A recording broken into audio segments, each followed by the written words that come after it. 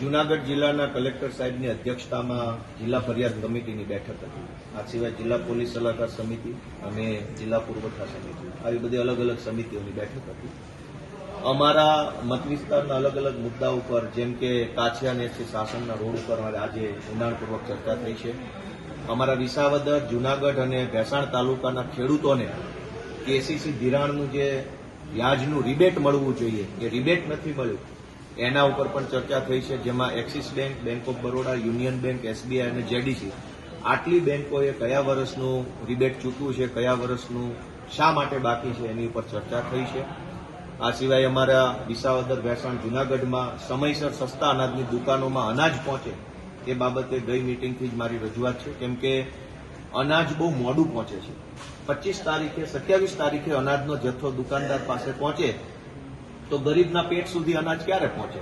તો 2 મહિનાથી મારી આ લડત છે કે સમયસર અનાજ પહોંચવું જોઈએ. અને આજે મને આ કમિટીમાં અહેવાલ આપ્યો કે ગયા મહિને એટલે કે આ જુલાઈ મહિનાનું અનાજ 15 તારીખ સુધીમાં પહોંચી ગયું છે ઓલમોસ્ટ બધી દુકાનોમાં, જે સારી બાબત કહેવાય.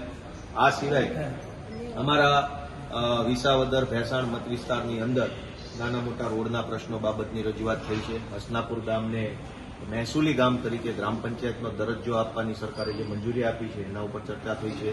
અનામત જંગલ જમીનની નોંધ જે 14 ગામડાઓમાં લાગી છે એને પણ સરકારની મંજૂરી મળી છે, તો ઝડપથી એની દરખાસ્ત થાય એ વિષય ઉપર ચર્ચા થઈ છે. પાણીની ટાંકી તોડવાનો મુદ્દો અમારો જે વર્ષોથી હાલતો આવે, જોકે સારી વાત એ છે કે 4-5 ટાંકીઓને તોડી છે, એટલે હવે આપણે એમ કહી શકીએ કે બોણી થઈ ગઈ છે. 1 વર્ષથી જે લડાઈ હતી એમાં હવે મોટી મોણપરીની ટાંકી બાકી રહી છે, એ પણ તૂટે એવી રજૂઆત છે. અને ખાસ એક અમારો મુદ્દો છે કે ભારતને વિશ્વગુરુ બનાવવાની વાત આ ભાજપવાળા કરે છે. ભારત વિશ્વગુરુ બનશે પછી અમેરિકાવાળા પ્રશ્ન પૂછશે કે પૂર્વ કેબિનેટ મંત્રી કનુભાઈના ગામમાં ગ્રામ પંચાયત નથી બની, કેમ? વિશ્વગુરુ બની અને ગ્રામ પંચાયત ન બને તો આપણે અમેરિકા કે ઓસ્ટ્રેલિયા જેવા દેશોની સામે કેટલા ભૂંડા લાગીએ. તો મેં આજે ધ્યાન દોર્યું છે કે વિશ્વગુરુની સાથે સાથે એક નાનકડી એવી 2 રૂમની ગ્રામ પંચાયત પણ બને તો વિશ્વગુરુ તરીકે આપણું આમ માન જળવાય રહે. મંત્રીના ગામમાં ગ્રામ પંચાયત નથી અને બનાવવા છે વિશ્વગુરુ, કેવી રીતે બનશે? મોણિયામાં ગ્રામ પંચાયત નથી, લીમદ્રામાં નથી, શેમરાળામાં 2 વર્ષથી બને છે, પૂરી નથી થઈ. ઢોળવામાં ગ્રામ પંચાયત ચાલુ થઈ અને હજુ પાયા ખોદ્યા હતા, ખબર પડી કે અહીંયા નહોતા ખોદવાના. એવી રીતે ગોરવિયાળીમાં ગ્રામ પંચાયત નથી, ભાટગામમાં ગ્રામ પંચાયતનું કામ વર્ષોથી અધૂરું છે. એમ અલગ અલગ ગામોમાં ગ્રામ પંચાયતના બિલ્ડિંગ નથી. અને વિશ્વગુરુ આપણે બની જશું તો દુનિયાના દેશો આપણી ઉપર હસશે કે પહેલા ગ્રામ પંચાયત બનાવો કાકા. એટલે મેં આજે રજૂઆત કરી છે કે વિશ્વગુરુની સાથે સાથે ગ્રામ પંચાયત પણ બને તો સોનામાં સુગંધ પડે. મંડળીઓનો શું મુદ્દો હતો ગોપાલભાઈ, એનું શું થયું? આપણા જૂનાગઢ જિલ્લાનું બહુ દુર્ભાગ્ય કહેવાય કે 2019, 20, 21, 22, 23ના વર્ષમાં જથ્થાબંધ મંડળીઓ, ઓર્ગેનાઇઝ ક્રાઇમ કહેવાય, આમ તો કહેવાય, સંગઠિત ષડયંત્ર કરી અને ભાજપના જ માણસોએ જથ્થાબંધ નકલી મંડળીઓ ખોલી નાખી. હજારો ખેડૂતોની જાણ વગર, માહિતી વગર ખોટી સહીઓ કરીને, જે જિંદગીમાં ભણેલા નથી એની અંગ્રેજી કરશુમાં સહીઓ કરી અને આવી રીતે ખોટી સહીઓ કરી, ખોટા રેકોર્ડ ઉભા કરી અને મંડળીઓ બનાવી અને ખેડૂતોને લૂંટવાનો ધંધો જૂનાગઢ જિલ્લામાં કર્યો છે. ખેડૂતો એનાથી બહુ નારાજ છે.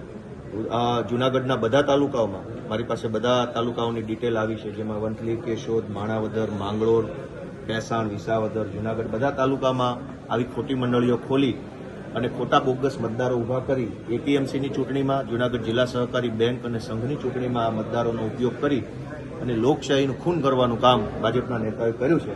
જેની સામે ખેડૂતો લડાઈ લડી રહ્યા છે. અમારો પણ ખેડૂતોને સપોર્ટ છે. ભગવાનજીભાઈ આજે કંઈક મિટિંગમાં વિરોધ દર્શાવ્યો હતો, શું મામલો હતો? આજે મારી બાજુમાં જ બેઠા હતા ભગવાનજીભાઈ, આપણે માંગરોળના ધારાસભ્ય, એમનો કંઈક પ્રશ્ન હતો અને 2 વખતથી એ પ્રશ્નની રજૂઆત કરે છે.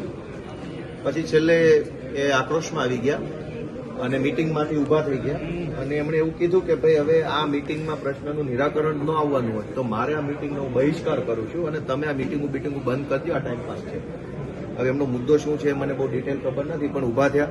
પછી અધિકારીઓએ વિનંતી કરીને અમે ધારાસભ્ય તરીકે પણ એ અમારા સિનિયર છે ઉંમરમાં, અનુભવમાં, એટલે અમે વિનંતી કરી કે ઠંડા થઈ જાઓ, થોડુંક શાંત મગજથી આપણે વાત કરીએ અને એમને બેસાડ્યા અને પછી એમના મુદ્દા પર પણ એમણે એક વખત તો બહિષ્કાર કરીને ઊભા થઈને આમ કાગળ લઈને હાલતા થઈ ગયા કે ભાઈ અહીં નિરાકરણ જ નથી આવવાનું તો શેની મિટિંગ કરો.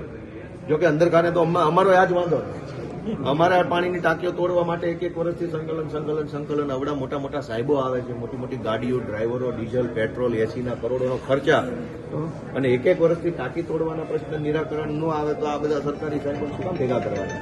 એટલે એમનો આક્રોશ વાજબી છે. બધા ધારાસભ્યો આક્રોશ વ્યક્ત કર્યો છે. અરવિંદભાઈએ ખૂબ આક્રોશ વ્યક્ત કર્યો, દેવાભાઈ સાહેબે પણ આજે ખૂબ આક્રોશ કર્યો. એમણે પણ એમના અલગ અલગ મુદ્દાઓ બાબતે એટલે બધાએ આક્રોશ વ્યક્ત કર્યો કે કામ નથી જ કરવાનું તો શું કામ મીટિંગ કરો છો ભાઈ? મીટિંગ જ બંધ કરી દો. મીટિંગ થાય તો કામની આશા રહેશે, મીટિંગ નથી થવાની, કામે નથી થવાનું, તો વાત પૂરી. ઓકે.